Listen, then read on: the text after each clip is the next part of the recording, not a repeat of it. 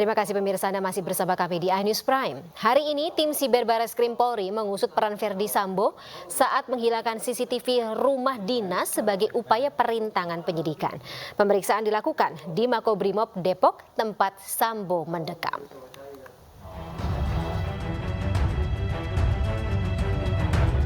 Tim Siber Barreskrim Polri memeriksa tersangka pembunuhan Brigadir Joshua Irjen Verdi Sambo.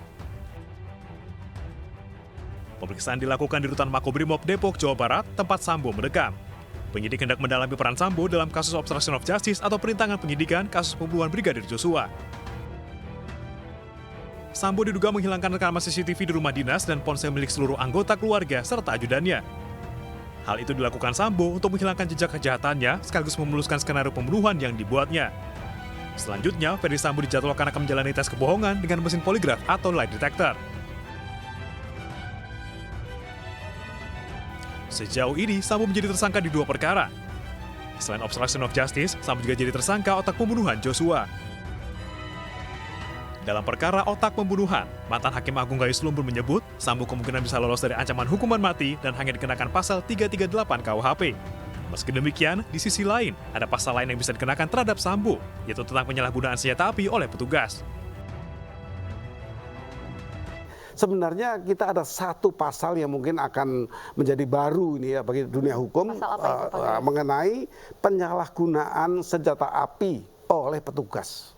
Jadi kan kalau ini yang petugas yang menembak bukan menembak terduga pelaku kejahatan saja ada peringatan ke atas dan sebagainya.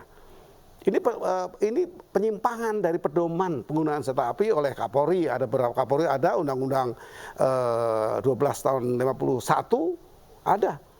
Dan itu ancaman hukumnya berat itu. Dalam perkara otak pembunuhan Brigadir Joshua, Sambo dijerat dengan pasal 340 tentang pembunuhan berencana dengan ancaman hukuman mati, penjara seumur hidup atau selama-lamanya 20 tahun penjara. Sementara dalam perkara obstruction of justice, Sambo dijerat dengan pasal 221 KUHP ayat 1 dan diancam dengan pidana penjara 9 bulan.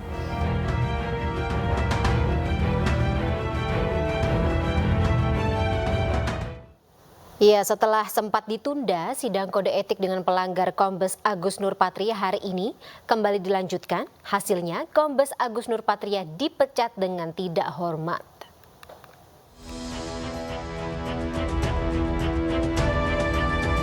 Sidang kode etik Polri perkara obstruction of justice atau menghalangi proses hukum dalam kasus pembunuhan Brigadir Joshua dengan pelanggar Kombes Pol Agus Nurpatria kembali dilanjutkan. Usai menjalani sidang kode etik selama 2 hari, Kombes Agus Nurpatria dipecat dengan tidak hormat karena terbukti telah melakukan obstruction of justice atau menghalangi proses hukum. Hasil keputusan sidang kode etik diputuskan bahwa yang pertama sanksi etika, yaitu perilaku pelanggaran sebagai perbuatan tercela. Yang kedua, sanksi administrasi. A. Penempatan khusus selama 28 hari. Dari tanggal 9 Agustus sampai tanggal 6 September. Mohon maaf. Ya, kemudian B. Pemberhentian tidak dengan hormat atau PTDH dari anggota kepolisian. Setelah dibacakan keputusan oleh Hakim Komisi Sidang Kode Etik Polri, Agus Nurpatria mengajukan banding. Sementara proses banding akan dibentuk oleh tim Hakim Sidang Kode Etik. Rencananya Polri akan kembali menggelar sidang kode etik esok hari dengan pelanggar AKP DC dengan kategori pelanggaran sedang.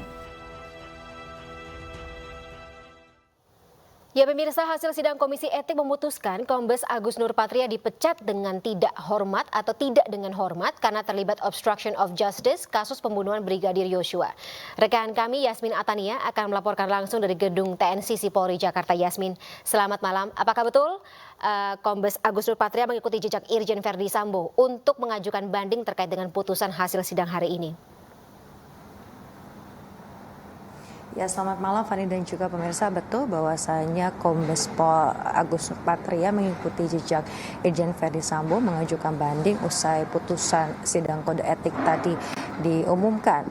sekitar pukul 17.30 waktu Indonesia Barat. Adapun untuk sidang kode etik ini sudah berlangsung selama 2 hari dari hari kemarin yang dimulai dari pukul 10 hingga pukul 23 waktu Indonesia Barat dengan agenda kemarin pemanggilan saksi sebanyak 14 saksi dihadirkan, namun satu diantaranya dihadirkan secara daring yakni Brigjen Hendra Kurniawan dari Makobrimob Kelapa II Depok. Dan tadi untuk hari ini maksud kami kemudian dilanjutkan dari pukul 13 hingga pukul 17.30 waktu Indonesia Barat. Jadi untuk sidang kode etik ini kurang lebih berlangsung selama 18 jam. Tadi diagendakan adalah pembacaan tuntutan, kemudian nota pembelaan, dan juga pembacaan putusan. Nah, dalam fakta persidangan terbukti bahwa Kombes Agus ini melakukan beberapa hal, yakni pertama melakukan perusakan CCTV Pos Satpam yang lokasinya dekat dari rumah dinas Irjen Pol Verdi Sambo atau TKP tewasnya Brigadir Yosua Huta Barat. Kemudian juga terbukti melakukan tindakan yang tidak profesional saat melaksanakan olah TKP, dan juga ini terbukti melakukan pemufakatan untuk melakukan penghalangan penyelidikan dengan 6 tersangka lainnya. Sehingga tadi diputuskan bahwa Kombes Agus ini dipecat dari kepolisian secara tidak hormat, dan juga tadi dikenakan sanksi administrasi lainnya, yaitu tadi adalah penempatan khusus selama 28 hari dari tanggal 9 Agustus hingga tanggal 6 Agustus 2022. Dan untuk saat ini total ada sebanyak 7 tersangka yang telah diumumkan oleh pihak kepolisian dalam dugaan obstruction of justice terkait dengan kasus tewasnya Brigadir Yosua Huta Barat. Adapun 4 diantaranya sudah menjalani sidang kode etik, sementara 3 lainnya ini masih menunggu informasi lebih lanjut dari pihak kepolisian kapan pelaksanaan sidang kode etik akan dilakukan. Fani.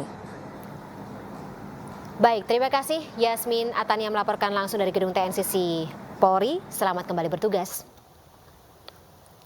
Nah, pemirsa, sebelumnya 3 polisi sudah diberhentikan dengan tidak hormat karena terbukti melanggar kode etik terkait pelanggaran pidana obstruction of justice.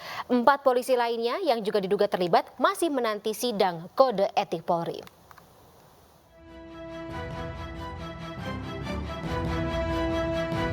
Tiga dari 7 polisi yang diduga melanggar etik karena merintangi penyidikan kasus pembunuhan Brigadir Joshua atau obstruction of justice diberhentikan tidak dengan hormat. Mereka dipecat berdasarkan putusan sidang etik Polri. Di antaranya, mantan Kadif Propam Polri sekaligus dalam pembunuhan Brigadir Joshua, Irjen Verdi Sambo.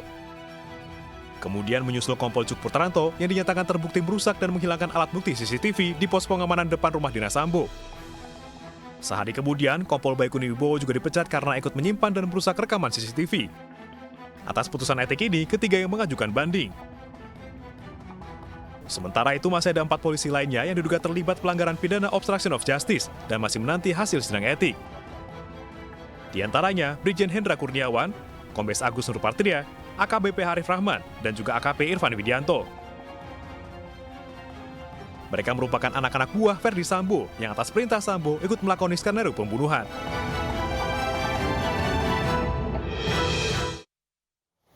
Sementara itu, kabar dugaan keterlibatan 3 Kapolda dalam skenario Verdi Sambo di kasus pembunuhan Brigadir Yosua terus menyeruak.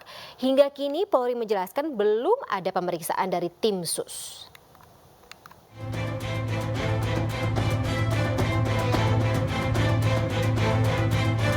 Tiga Kapolda diduga terlibat dalam pusaran kasus pembunuhan berencana Brigadir Nofriansah Yosua Huta Barat atau Brigadir J.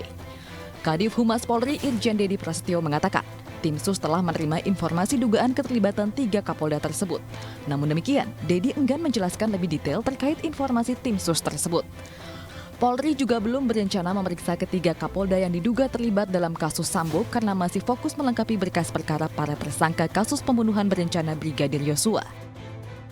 Ya, kalau saya belum mendapat informasi yang update dari tim sus, ya itu belum berani saya jawab. Karena tim sus sekali lagi bekerja sesuai dengan fakta yang ditemukan, ya, dan itu nanti akan disampaikan hasilnya kalau memang ada. Ya, kalau misalnya nggak ada seperti yang tadi saya luruskan, pemeriksaan 3 Kapolda, saya tegaskan tidak ada, belum ada sampai sekarang hari ini. Ya, kita tidak boleh berasumsi, biar tim sus ini bekerja sesuai dengan norma hukum, ya, dan kaidah-kaidah yang berlaku. Diketahui dalam kasus pembunuhan Brigadir Yosua ini, hampir 100 anggota Polri telah diperiksa terkait dugaan menghalangi proses penyidikan atau obstruction of justice.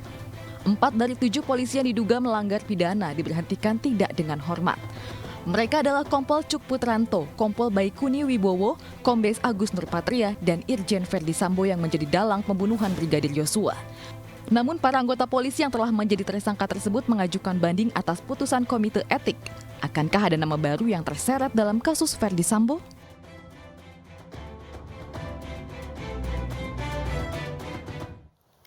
Ya pemirsa, pemeriksaan Putri Chandrawati dengan menggunakan metode lie detector hasilnya menunjukkan pro justisia. Sesaat lagi informasinya kami hadirkan.